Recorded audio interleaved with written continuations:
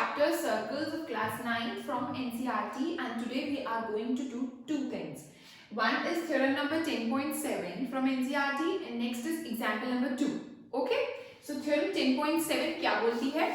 Chords which are equidistant from the center of the circle are equal in length. मतलब हमें दिया हुआ क्या है? हमें given क्या है?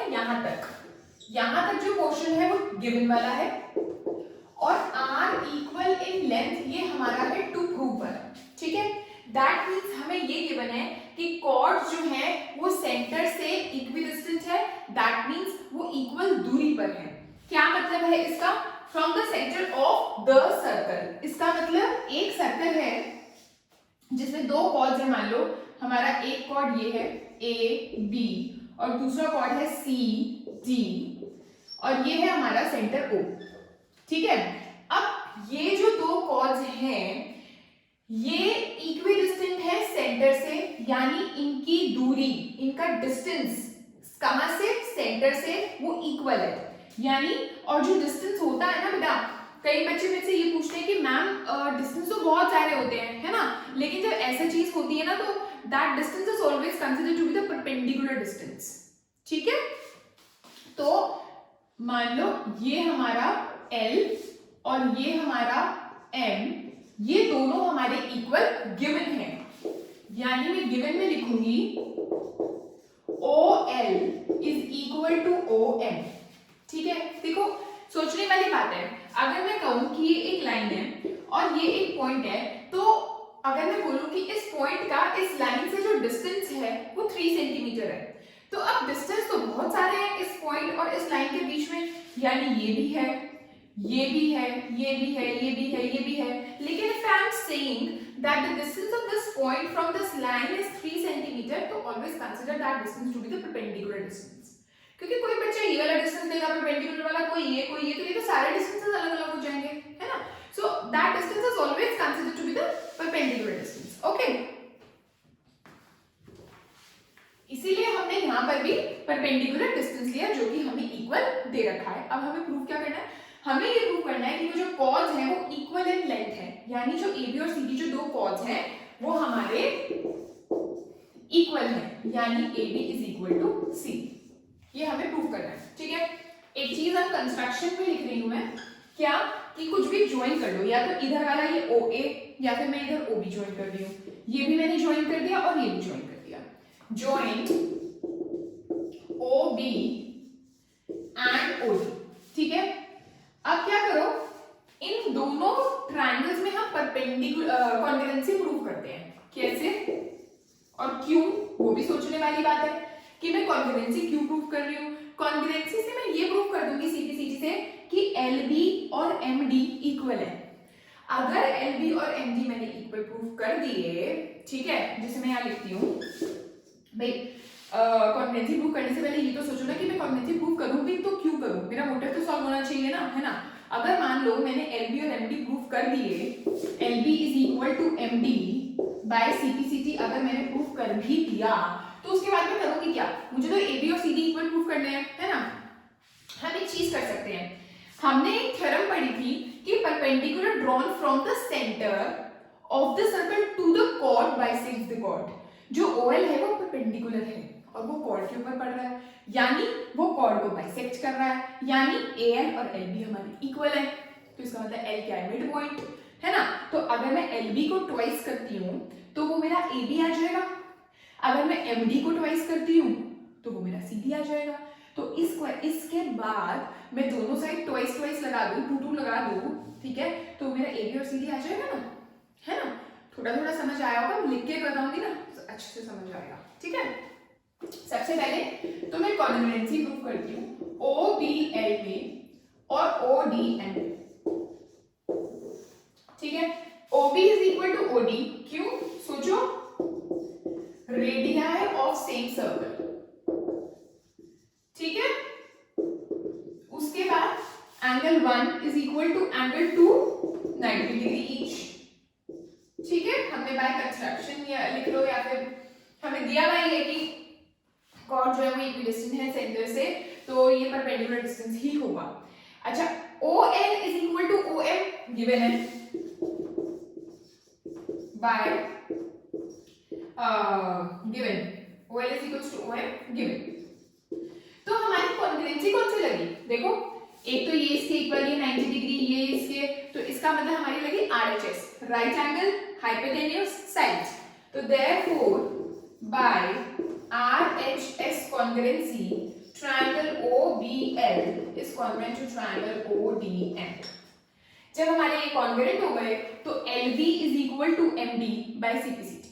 ठीक है, अब एक और चीज लिख लो, we know the perpendicular drawn from the center of the circle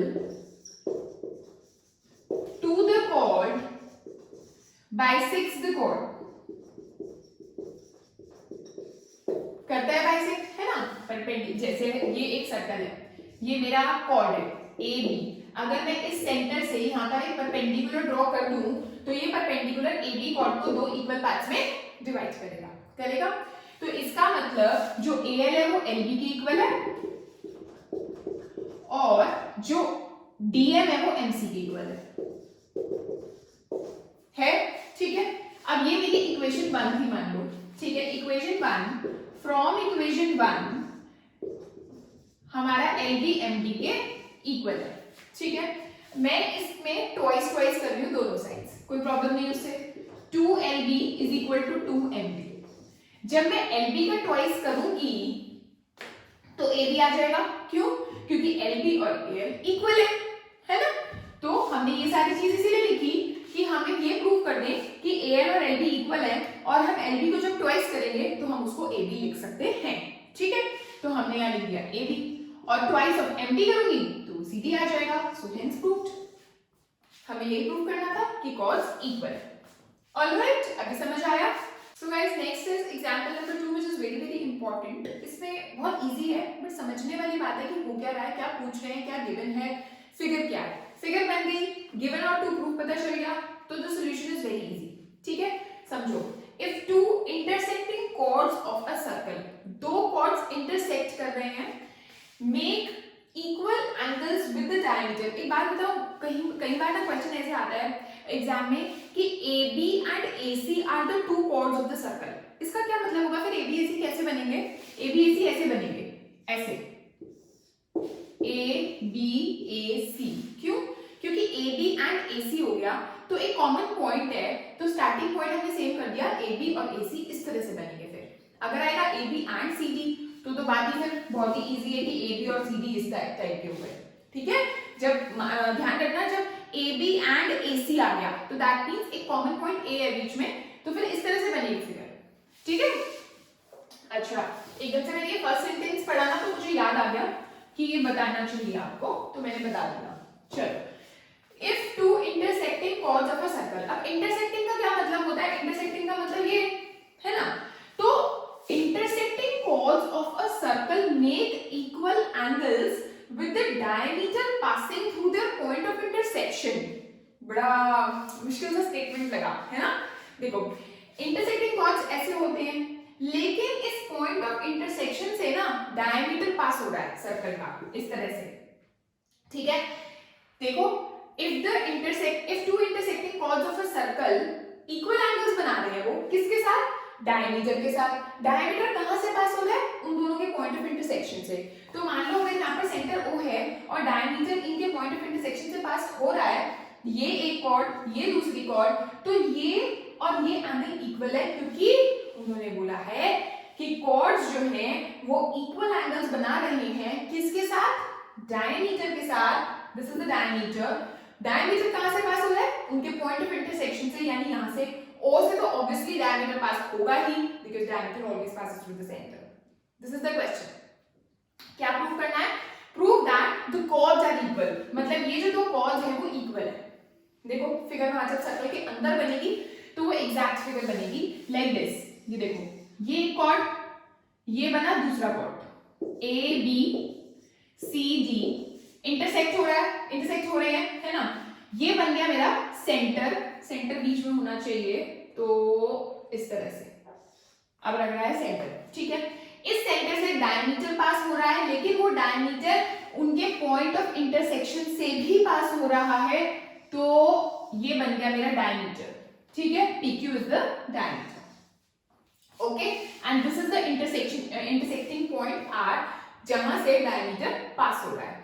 अब ये जो कॉर्ड्स हैं AB और CD, ये डायमीटर के साथ जो एंगल्स बना रहे हैं वो दो एंगल्स हमें इक्वल दे रखे हैं, यानी एंगल 1 और एंगल 2 हमें इक्वल दे रखे हैं। दिस इज द क्वेश्चन, और हमें प्रूव क्या करना है, AB और CD हमारे इक्वल। देखो गिवन में मैं ये लिखूंगी एंगल 1 एंगल 2 के equal to prove AB is equal to CD, ठीक है। चलो construction, draw OL perpendicular to AB, ये बना दिया हमने perpendicular, and OM perpendicular to CD, ये O थोड़ा छोटा लिख देते हैं, और ये हो गया हमारा M, ठीक है। अब हम ट्रायंगल लेते हैं OLR और OMR, ये वाला ट्रायंगल और ये वाला ट्रायंगल, प्रूफ में लिखती हूं मैं,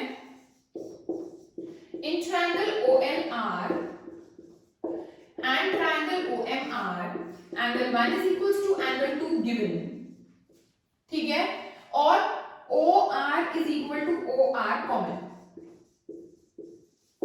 ओके। तीसरा रीजन क्या होगा, तीसरा रीजन होगा ये 90 डिग्री वाला, ये मान लो अंदर वाला इधर वाला 3 है और इधर वाला 4 है, तो ये हमारा हो गया angle 3 is equal to angle 4 is equals to 90 degree each. कौन सी कॉन्वेंसी लगी, दो एंगल्स एक साइड, और साइड भी जो है वो बीच वाली नहीं है, AAS, बीच वाली साइड होती तो AS से लगती, ठीक है। तो बाय AAS कॉन्ग्रुएंसी हमारे ट्रायंगल्स कॉन्ग्रुएंट हो गए, triangle OLR is congruent to triangle OM। Congruent proof क्यों किए, कॉन्ग्रुएंट प्रूफ इसलिए किए क्योंकि अब मैं ये लिखूंगी CPCT से कि OL is equal to OM by CPCT, but हमें क्या प्रूफ करना है, हमें तो AB और CD प्रूफ करने थे, है ना।